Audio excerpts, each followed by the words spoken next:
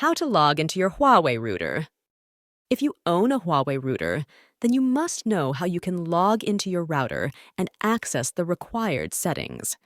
By logging into Huawei router, you get access to the admin panel of the router that holds all the settings of the router and Wi-Fi network. It is the only place where you will be able to change every setting of your Huawei router. The first thing required to log in is a connection between your PC and Huawei router.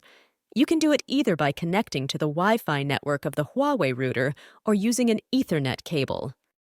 Open a web browser and in the address bar, type the router's default IP address, http://192.168, 3.1/ and press enter. You will be taken to a login page and will have to enter the login username and password to continue.